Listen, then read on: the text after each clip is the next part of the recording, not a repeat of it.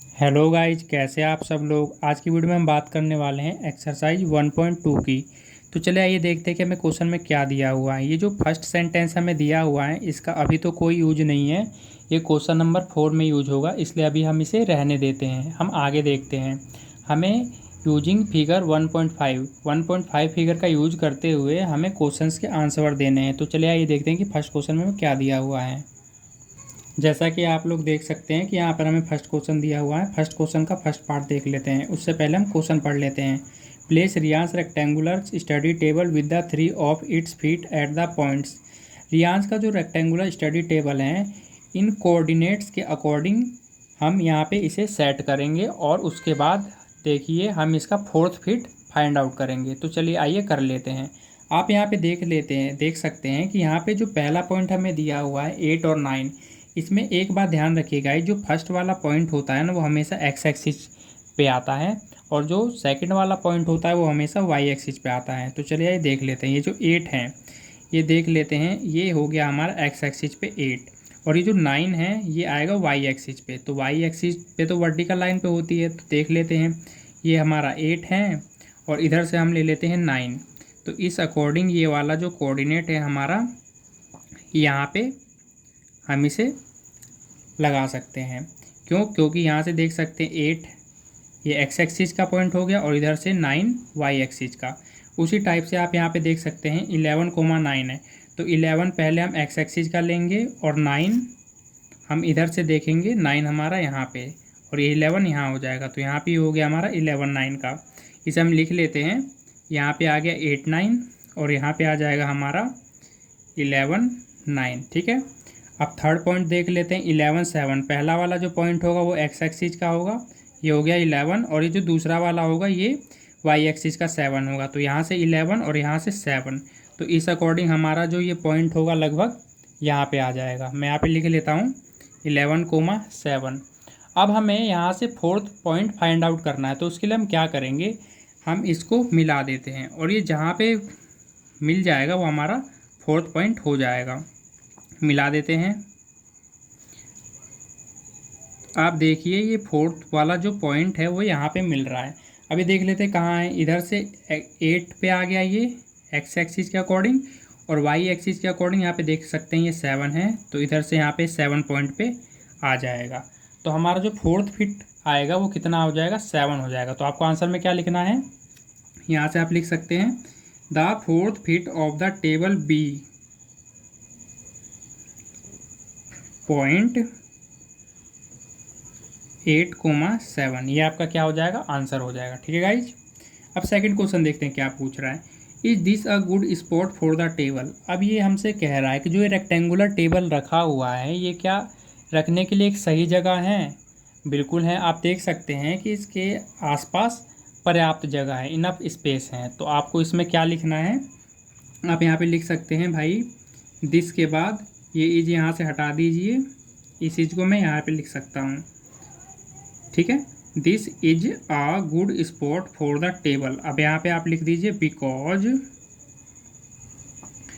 Enough space around the table. Around the table. आप देख सकते हैं कि टेबल के चारों ओर पर्याप्त स्पेस हैं, तो इस अकॉर्डिंग ये गुड स्पॉट है एक स्टडी टेबल रखने के लिए। ठीक है गाइज। अब थर्ड क्वेश्चन देख लेते हैं क्या कह रहा है। What is the width of the table. अब ये टेबल जहाँ पे रखा हुआ है टेबल की क्या पूछ रहा है, विड्थ। और विड्थ क्या होता है, विड्थ हमेशा ये होता है, तो इसका विड्थ निकाल लेते हैं। यहाँ पे मैं लिख लेता हूँ थर्ड पॉइंट। अब विड्थ निकालने के लिए क्या करेंगे, आप सबसे पहले ये देखिए विड्थ ये होता है हमारा ये, और ये लाइन कौन सी, वर्टिकल लाइन, और वर्टिकल लाइन पे कौन सा एक्सिस होता है, वाई एक्सिस होता है। तो इट मीन्स हम क्या करेंगे, वाई एक्सिस पे जो पॉइंट होता है उसे लेंगे। जैसे वाई एक्सिस पे 9 है और यहाँ पे नीचे वाई एक्सिस पे 7 है, इसको क्या कर देंगे, माइनस कर देंगे, तो हमारा आंसर निकल जाएगा। यहाँ पे लिख लेते हैं विड्थ ऑफ स्टडी टेबल। हम क्या करेंगे, एक इसका पॉइंट ले लेंगे 9 वाई एक्सिस का,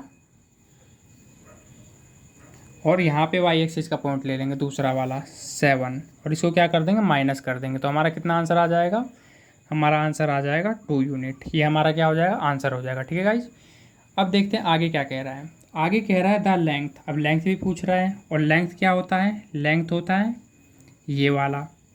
अब ये जो लेंथ है ये हॉरिजॉन्टल लाइन में, हॉरिजॉन्टल लाइन में कौन सा एक्सिस होता है, एक्स एक्सिस होता है। तो इट मीन्स हम इस बार क्या करेंगे, एक्स एक्सिस के पॉइंट उठा लेंगे इसकी लेंथ निकालने के लिए। तो एक्स एक्सिस में यहाँ पे देखिए 11 है और 8 है, तो इसको आपस में क्या कर देंगे, माइनस कर देंगे, तो हमारा आंसर निकल जाएगा। मैं यहाँ पे लिख देता हूँ length of study table equal में, यहाँ से मैंने एक्स एक्सिस के पॉइंट उठा लिया 11, और यहाँ से मैंने एक्स एक्सिस का पॉइंट उठा लिया 8।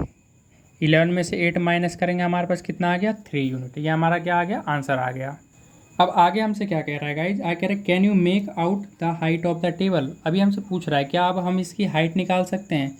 तो गाइज बिल्कुल नहीं निकाल सकते। क्यों, क्योंकि रेक्टेंगल क्या है, ये जो स्टडी टेबल रेक्टेंगुलर फिगर में, और रेक्टेंगल क्या है, एक 2D डायमेंशनल फिगर है जिसकी कोई हाइट नहीं होती है। तो आप यहाँ पे लिख सकते हैं कि वी कांट, ये कुछ नहीं है guys, we can't find height of study table because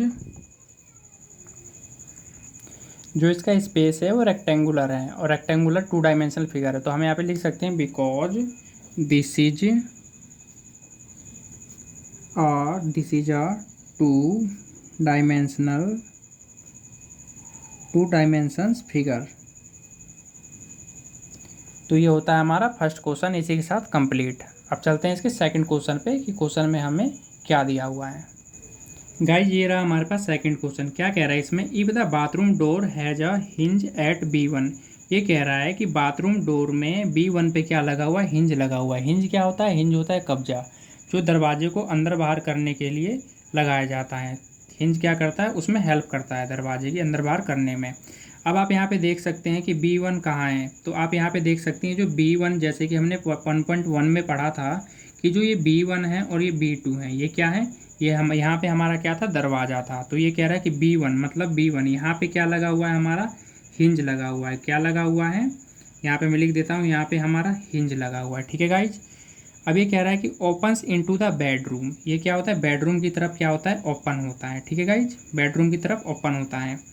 will it heat the wardrobe. तो अब ये कह रहा है कि क्या वार्डरोब को ये हिट करेगा या नहीं करेगा। पहले एक कर लेते हैं, उसके बाद देखेंगे। सबसे पहले हम क्या करेंगे, यहाँ पे मैं लिख देता हूँ सेकंड क्वेश्चन। सबसे पहले तो हम इसकी विड्थ फाइंड आउट करेंगे, तो कर लेते हैं। सबसे पहले हम यहाँ पे लिख देते हैं B1। B1 कितना पॉइंट यहाँ पे दे रखा है, देखिएगा B1 ये है वाई एक्सिस पे। वाई एक्सिस पे क्या होता है, एक्स की कोई वैल्यू नहीं दी हुई, तो वाई एक्सिस पे क्या हो जाएगा, एक्स की वैल्यू हो जाएगा 0। तो मैं यहाँ पे लिख देता हूँ 0। और वाई एक्सिस पे ये पॉइंट कितना दे रखा है, यहाँ पे दे रखा है B1 बीच में दे रखा है ये। तो यहाँ पे क्या हो जाएगा, 1 2 के बीच में क्या होता है, 1.5 होता है। ठीक है गाइज, अब चलते हैं B2 की तरफ। B2 में हम देख लेते हैं यहाँ पे कि B2 में क्या दिया, ये रहा P2 ये भी वाई एक्सिस पे है। वाई एक्सिस पे जो एक्स की वैल्यू होती है क्या होती है, 0 होती है। तो मैं यहाँ पे लिख देता हूँ 0 कोमा कितना यहाँ पे दे रखा है, B2 का जो पॉइंट है वो 4 दे रखा है। ठीक है गाइज, यहाँ तक हो गया। अब हम क्या निकालेंगे, विड्थ निकालेंगे इसकी। क्या निकालेंगे, विड्थ। तो मैं यहाँ पे लिख देता हूँ विड्थ ऑफ बाथरूम डोर।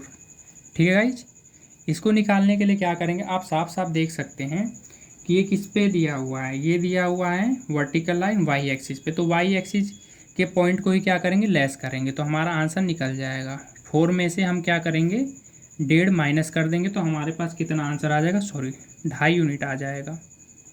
ठीक है, इस कितना यूनिट आ गया हमारे पास, 2.5 यूनिट आ गया। ठीक है, अब हम क्या करेंगे, ये हमारा है वार्डरोब। ठीक है, अब इसका डिस्टेंस देखेंगे कि बाथरूम से इसका कितना डिस्टेंस। आप यहाँ पे देख सकते हो 1 2 3, बाथरूम के दरवाजे से 3 यूनिट का इसका क्या है, डिस्टेंस है। तो मैं लिख देता हूँ वार्डरोब डिस्टेंस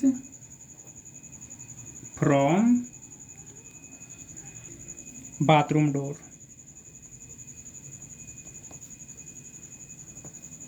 इसको निकालने के लिए क्या करेंगे, आप यहाँ पे साफ देख सकते हैं कि यहाँ पे 3 यूनिट का डिस्टेंस है। मैं यहाँ पे लिख देता हूँ 3 यूनिट का डिस्टेंस है। आप यहाँ पे देख सकते हैं कि जो बाथरूम का चौड़ाई है, बाथरूम डोर का चौड़ाई है वो 2.5 यूनिट है, और वार्डरोब का बाथरूम डोर से जो डिस्टेंस है वो 3 यूनिट का है। तो आप यहाँ पे देख सकते हैं कि जो बाथरूम का दरवाज़ा ऑलरेडी छोटा है, तो ये कभी भी वार्डरोब को क्या करेगा, हिट नहीं करेगा। तो मैं यहाँ पे एक लाइन लिख देता हूँ कि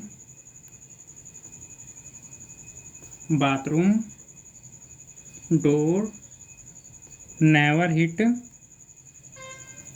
वार्डरोब। ठीक है गाइज, अब अगला कॉन्सेप्ट देख लेते हैं, ये क्या कह रहा है हमसे। यहाँ पे पूछा था कि will it hit the wardrobe, मैंने बोल दिया भाई कि बाथरूम डोर वार्डरोब को हिट नहीं करेगा। अब आगे चलते हैं। नेक्स्ट सेंटेंस में हमसे पूछ रहा है are there any changes you would suggest if the door is made wider. अब ये कह रहा है कि अगर बाथरूम डोर को हम थोड़ा सा और चौड़ा कर दें तो हमें क्या क्या चेंजेस करने पड़ सकते हैं। तो चलिए आइए आपको बताता हूँ। यहाँ पे लिख लेते हैं हम कि if the door made wider, अगर हम बाथरूम के दरवाजे को थोड़ा सा बड़ा करेंगे तो हमें क्या क्या चेंजेस करने पड़ सकते हैं। पहला, दरवाज़ा आप देख सकते हैं जो बाहर की तरफ खुल रहा है, इसे हम अंदर की तरफ भी खोल सकते हैं। तो मैं यहाँ पे लिख देता हूँ कि door should be open inside the bathroom. ठीक है गाइज, दूसरा चेंजेस क्या करना पड़ सकता है वो भी यहाँ पे लिख देता हूँ, जगह कम है यहीं पे एडजस्ट कर देता हूँ। दूसरे केस में हम क्या कर सकते हैं कि ये जो वार्डरोब है इसे थोड़ा सा शिफ्ट कर सकते हैं। तो मैं यहाँ पे लिख देता हूँ वार्डरोब शिफ्ट स्लाइटली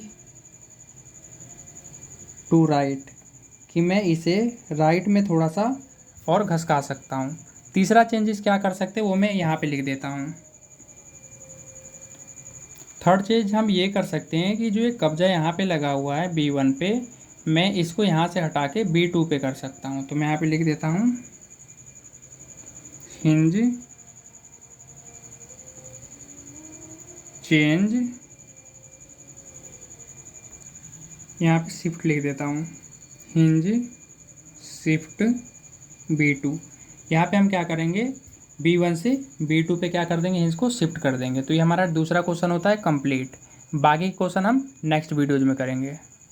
वीडियो अच्छी लगी होगा तो वीडियो को लाइक करें और इसी तरह के वीडियोज़ देखने के लिए हमारे चैनल को सब्सक्राइब जरूर कर लें। धन्यवाद।